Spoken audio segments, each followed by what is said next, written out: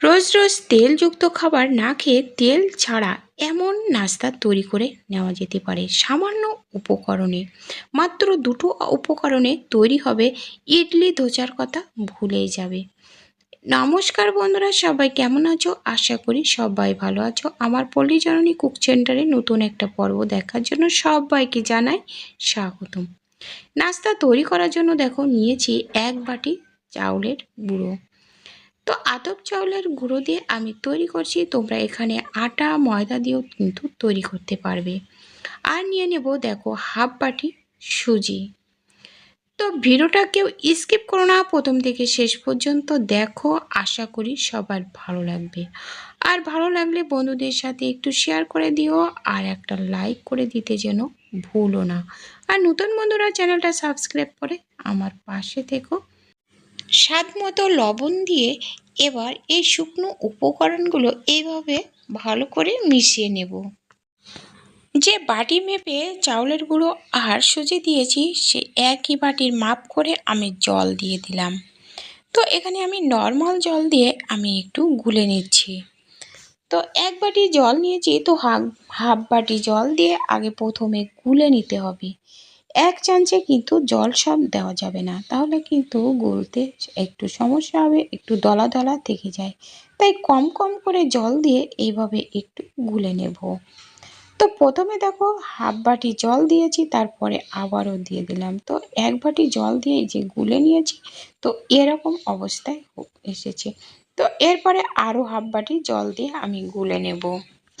তো এই গোলাটা যদি পারফেক্ট হয় তাহলে নাস্তাগুলো কিন্তু সুন্দর হবে। তো দেখো আমি আরও জল দিয়ে দিলাম।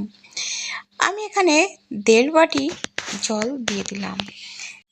তো যেহেতু এখানে সুজি দেওয়া আছে, তো এজন্য দেখো একটু পাতলা রেখে দিতে হবে, যেহেতু সুজিতে অনেকটা জল টেনে নেবে। তো দেখো এরকম রেখে দিলাম। রেখে আমি 5 মিনিট একটু রেস্টে রেখে দেব ঢাকা দিয়ে।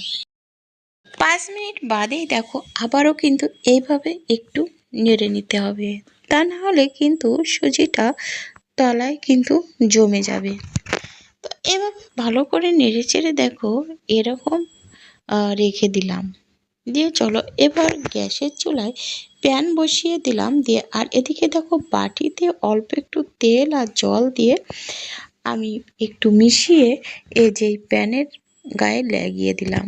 তারপরে কড়াইটা একটু ভালো গরম হলে তো 1 চামচ গোলা দিয়ে এইভাবে গোল গোল করে ঘুরিয়ে আমি ঢাকা দিয়ে রাখবো।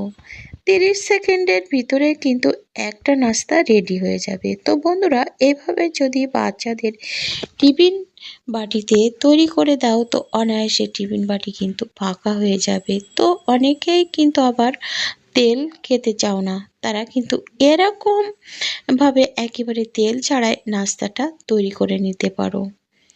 তো দেখো 30 সেকেন্ড বাদে কিন্তু এই যে ঢাকনা খুলে নিলাম। নিয়ে এই যে দেখো কত সুন্দর হয়েছে। তো এই যে দেখো আরও একটা দিয়ে দিলাম, একটা তুলে নিয়েছি, আরও একটা দিয়ে দিলাম। তো এই যে দেখো এইভাবে আর কি ঘুরিয়ে দিতে হবে। তো বন্ধুরা ভিডিওটা কে কোথা থেকে দেখছো কমেন্ট করে জানাতে কিন্তু ভুলো না, তোমাদের কমেন্টগুলো পড়তে কিন্তু আমার বেশ ভালো লাগে। তো এই নাস্তাগুলো কিন্তু এইভাবে ফিরিয়ে দেওয়ার দরকার হয় না। তো দেখো তলাটা কেমন হয়েছে একটু দেখিয়ে দিলাম, যে দেখো কত সুন্দর হচ্ছে। তো সবগুলো নাস্তা আমি একইভাবে তৈরি করে নেব। তোমরা চাইলে কিন্তু একদম তেল না দিয়েও কিন্তু এইভাবে তৈরি করে নিতে পারবে। তো এই যে দেখো আমি আবার আরও একটা তৈরি করে নিলাম। আর এই তলাটা না দেখো একেবারে কত জালি হয়েছে। তো এই যে দেখো সবগুলো তৈরি হয়ে গেছে, এই যে দেখো আর কত নরম আর সফট হয়েছে।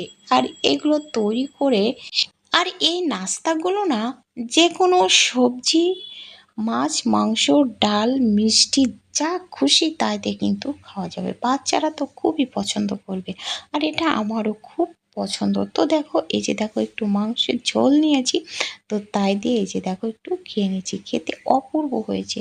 তো বন্ধুরা, আজ এ পর্যন্ত।